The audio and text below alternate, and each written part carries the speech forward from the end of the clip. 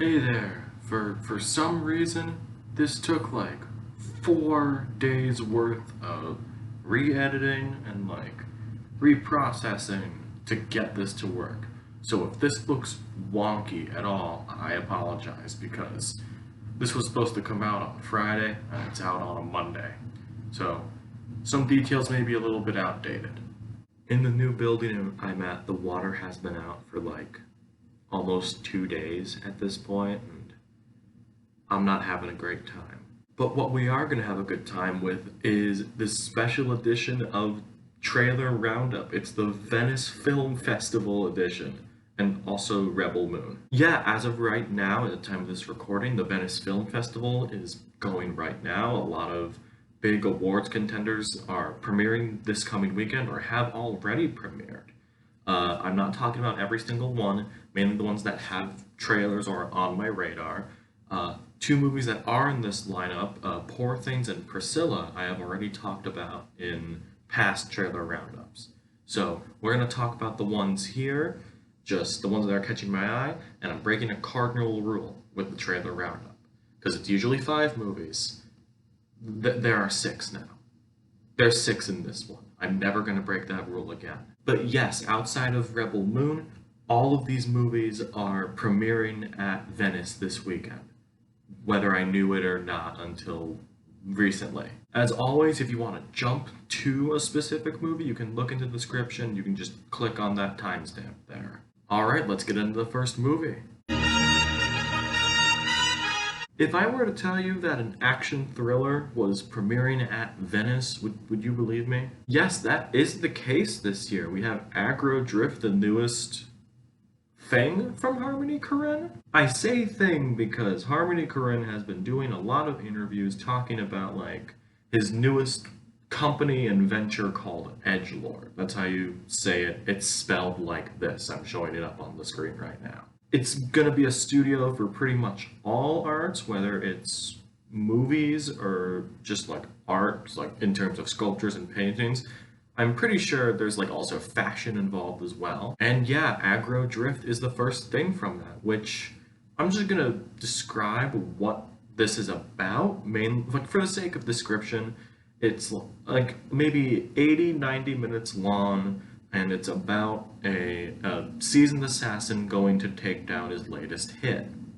Jordi Moya is playing the assassin, and Travis Scott is playing the twisted crime lord that Moya's character has to kill. And there is only one very small clip out for this movie. I am going to show it right now, and I should probably say that all credit goes to Edgelord.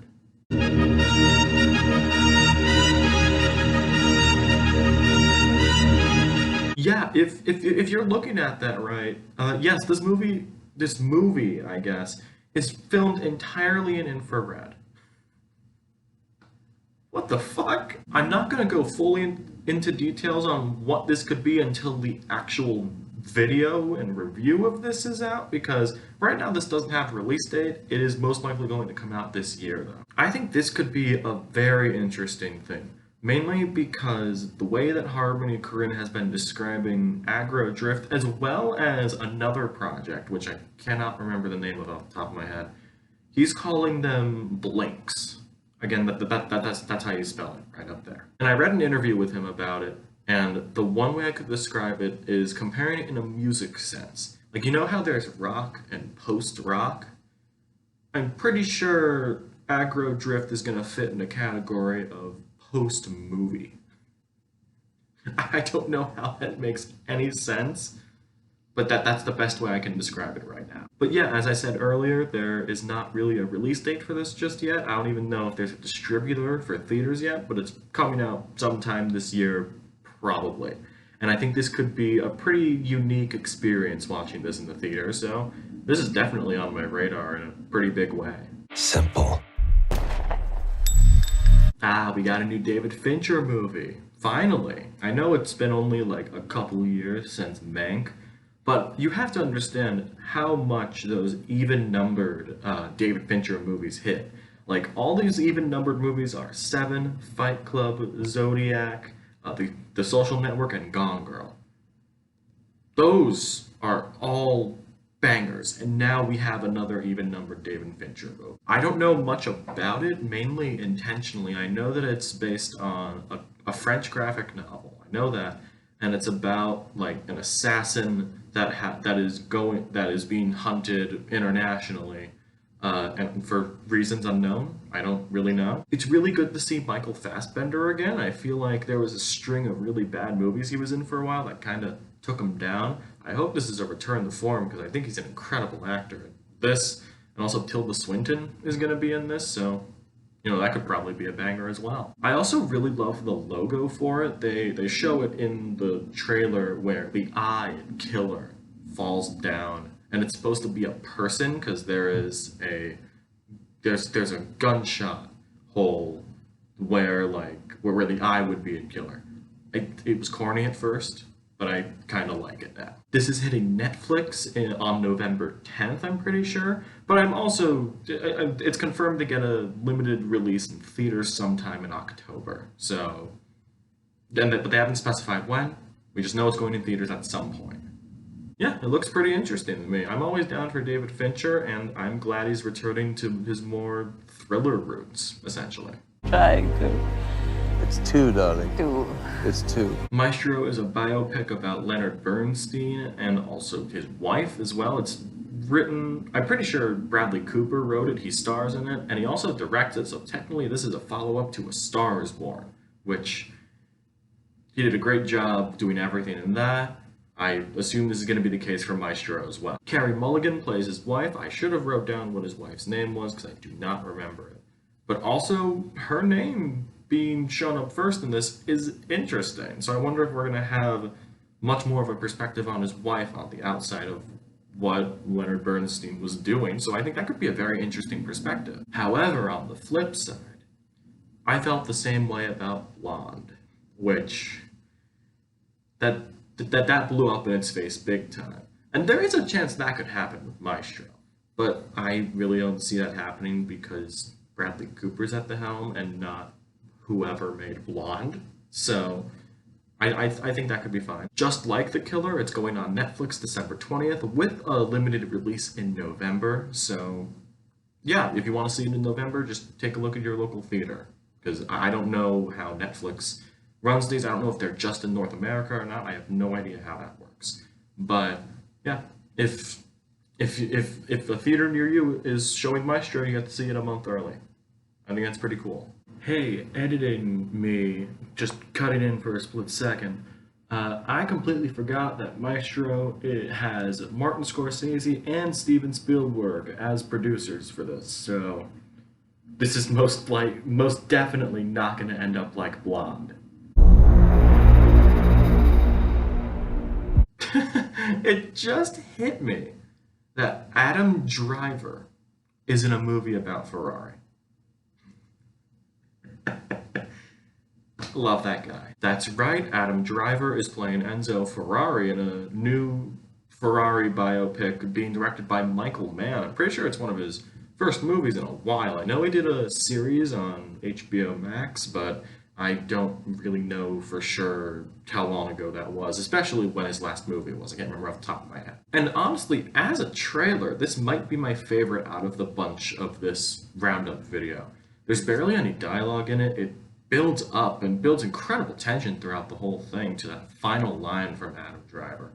And I just think it was done pretty damn well. This movie actually premiered already, so reviews are up for this, and it's getting pretty good reviews. So honestly, it's at that point where I will see anything Adam Driver is in, because I think he's an incredible actor, and also knowing that this is being released by Neon, I've got faith in it that this is going to be great, because Neon very rarely misses with their movies. To my knowledge, it hits theaters on December 25th, Christmas Day. I don't know if it's going to be a limited release or a wide release. I don't really know. But knowing that Neon's distributing it, it's most likely going to be a limited release.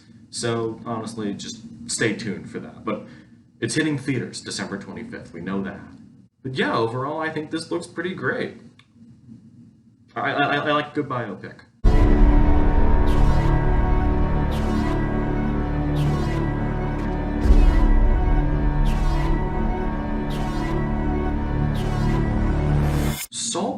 very recently got onto my radar. Right when I saw the trailer for it, this was the first I was hearing about it. This is the latest movie from Emerald Fennell, who made Promising Young Woman with Carey Mulligan, and just killed it. I haven't seen it, but it had a good amount of award nominations and wins, so I'm gonna have to watch before I watch this. On top of that, this is Barry Keoghan's first leading role. You might have seen him in The Banshees of Inisherin. He got nominated for an Oscar for that. If you're in the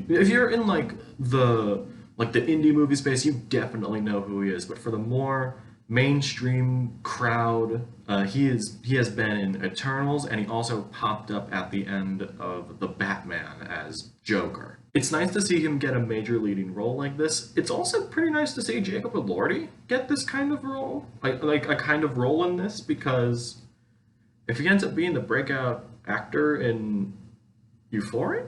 Yes, he's in Euphoria. If he ends up being like the breakout star actor, I think that'd be pretty cool. He is also starring in Priscilla, so who knows? This could be the big revelation of like, oh wow, this guy's a really good actor. And also, this movie just looks gorgeous. Like production design, cinematography, just across the board in this trailer. It looks incredible. Just, it does. I'm pretty interested in this. It hits select theaters November 24th. I don't know if it's going to get a wide release after that, but yeah, I'm going to see if it's around me. I'm going to go find it and see it.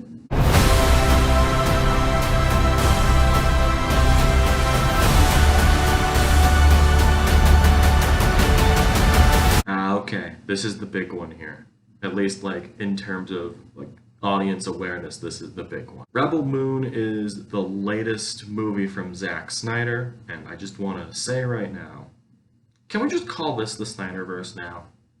Can we just call this the Snyderverse now? Because that's what it is.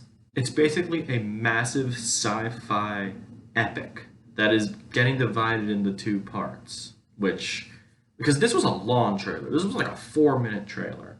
And I am unsure if the trailer is showing footage for both parts, because if it's only showing part 1, this is a lot.